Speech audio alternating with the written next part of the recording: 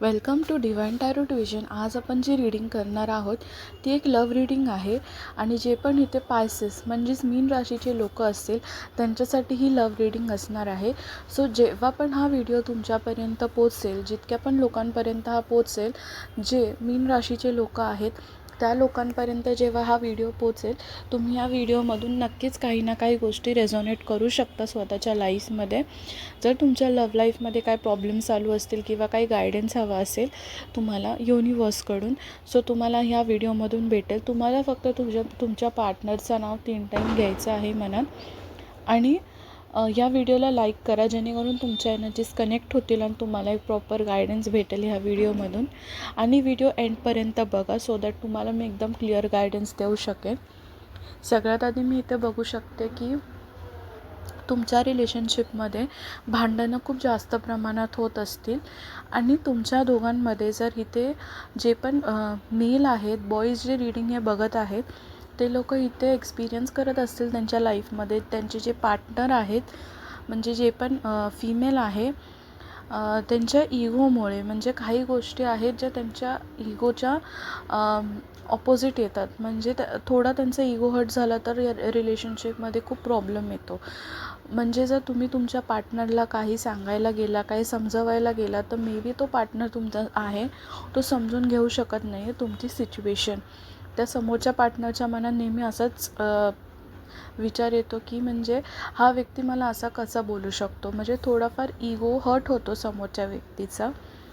पण इथे असं दिसत आहे की त्या व्यक्तीने ना राग, चिडचिड किंवा इगोमध्ये आणण्यापेक्षा तुमच्या रिलेशनशिपमध्ये म्हणजे शांत डोक्याने विचार केला पाहिजे, भांडण न करता किंवा स्वतःचा इगो वगैरे बाजूला ठेवून. जर तुम्ही एखाद्या रिलेशनशिपमध्ये आहात तर तुम्हाला तुमचा इगो जो आहे तो साईडला ठेवायला पाहिजे आहे, तरच तुमचं रिलेशनशिप जे आहे ते लाँग लास्टिंग चालू शकेल. तर छोट्या छोट्या गोष्टींवरून प्रत्येक वेळेस भांडण होत असतील. भांडण हे गरजेचे आहेत, पण प्रत्येक वेळेस गोष्टी ज्या आहेत त्या तुमच्या इगोवरती नाही आल्या पाहिजेत. कधीकधी आपला जो पार्टनर आहे तो आपल्या चांगल्यासाठी सुद्धा काही गोष्टी सांगत असेल, सो तुम्ही पॉझिटिव्ह वेनी समोरच्या व्यक्तीचं इंटेन्शन समजून घ्या. सेकंड गोष्ट मी इथे दिसते की तुम्हाला तुमच्या रिलेशनशिपमध्ये इमोशनल स्टेबिलिटीज नाही आहे. खूप जण इथे मी बघू शकते की तुमचा पार्टनर तुम्हाला तुमच्यासाठी इमोशनली अवेलेबल नाही आहे. सो तुम्हाला त्याचा टाईम भेटत नसेल किंवा तुम्हाला जेव्हा त्याची गरज असते तेव्हा त्या व्यक्तीला तुमच्यासाठी टाईम नसतो. पण जेव्हा समोरच्या पर्सनला टाईम हवा असतो, त्याला गरज असते, तेव्हा तुम्ही त्या व्यक्तीच्या प्रत्येक टाईममध्ये सोबत असता. पण जेव्हा तुम्हाला गरज असते तेव्हा तो व्यक्ती तिथून निघून जातो आणि एकदम वेगळाच रिॲक्ट करतो. तर तुम्हाला पण असं फील होत असेल की म्हणजे ह्या व्यक्तीचे नक्की किती पर्सनॅलिटीज आहेत. हा माझ्यासमोर जेव्हा त्याला गरज असते तेव्हा हा किती वेगळा वागतो आणि जेव्हा मला गरज असते तेव्हा हा कधीच अवेलेबल नसतो.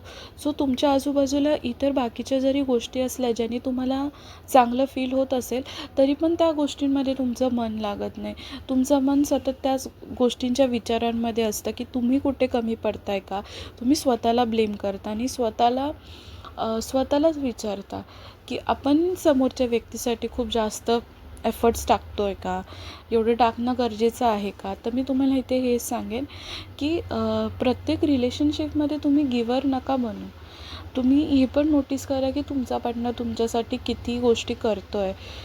कारण रिलेशनशिपमध्ये ना इक्वल एफर्ट्स असायला हवेत. प्रत्येक दिवशी इक्वल एफर्ट्स नाही देऊ शकत दोन्ही बाजूंनी, बट कधीतरी जेव्हा तुम्हाला गरज असते तेव्हा तुमचा पार्टनर तुमच्यासाठी अवेलेबल असला पाहिजे. प्रॅक्टिकल असणं चुकीचं नाही आहे, बट कधी गर्ल्सला असे प्रॉब्लेम्स येतात की त्यांना त्यांच्या पार्टनरकडून इमोशनल स्टेबिलिटी ही लाईफमध्ये हवी असते आणि जर ती नाही भेटली तर मग त्या टाईममध्ये होतं, गर्ल्स त्या फेजमधून जातात. ते लोक डिप्रेशनमध्ये जाऊ शकतात, खूप सारे प्रॉब्लेम्स फेस करू शकतात, कारण त्यांच्या सराउंडिंगमध्ये आजूबाजूला ऑलरेडी अशा खूप साऱ्या गोष्टी होत असतात ज्या त्यांना बॉदर करतात. पण ते कोणाला शेअर करू शकत नाही आणि त्यांना असं वाटत असतं त्या टाईमला की त्यांनी ह्या सगळ्या गोष्टी त्यांच्या पार्टनरला शेअर केल्या पाहिजेत. पण जर पार्टनरसुद्धा इमोशनली अवेलेबल नसेल तर हर्ट होणं खूप साहजिक आहे. आणि मी इथे अजून एक गोष्ट ही बघू शकते की खूप जणांनी इथे लग्नाचा विचार केला आहे समोरच्या पर्सनसोबत. घरी बोलणंसुद्धा झालं असेल त्या व्यक्तीच्या रिलेटेड की तुम्हाला ह्या पर्सनसोबत लग्न वगैरे करायचं आहे. पण एक सर्टेन पॉईंटनंतर तुम्ही ज्या व्यक्तीबद्दल घरी डिस्कस केलेलं आहे त्याच व्यक्तीने तुम्हाला, मला इथे दिसत आहे की त्याचे विचार नंतर एक टाईमनंतर बदललेले आहेत आणि ह्यामुळे तुम्हाला खूप जास्त मन दुखावलं गेलं आहे तुमचं. सो मी तुम्हाला सगळ्यांना इथे एकच सजेस्ट करेन की तुम्ही जर मेजर डिसिजन घ्यायला जात असाल आत्ता तुमच्या रिलेशनशिप रिलेटेड, तर तुम्ही मेजर डिसिजन्स प्लीज घेऊ नका तुमच्या लाईफमध्ये. कारण हा प्रॉपर टाईम नाही आहे तुमच्यासाठी की तुम्ही तुमच्या रिलेशनशिपसाठी काय मेजर स्टेप्स घ्याल. मी इथे म्हणजे ना तुम्ही तुमच्या लोकांमध्ये बेसिक गोष्टी क्लिअर होणं खूप गरजेचं आहे.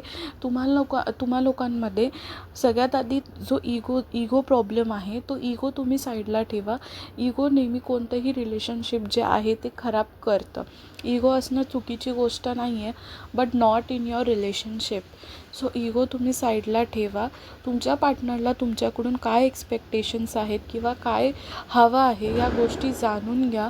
बेसिक गोष्टींपासून तुम्ही सुरुवात करा. त्यानंतर तुम्हाला जे मेजर डिसिजन घ्यायचे समोरच्याचे ॲक्शन नोटीस करा. त्यानंतरच तुम्ही तुमचे डिसिजन्स जे आहेत तुम्ही ते घरच्यांसोबत शेअर करा आणि त्यानंतरच तुम्ही तुमचे डिसिजन घ्या. तोपर्यंत काहीच मेजर स्टेप्स घेऊ नका असं मला इथे क्लिअरली दिसत आहे.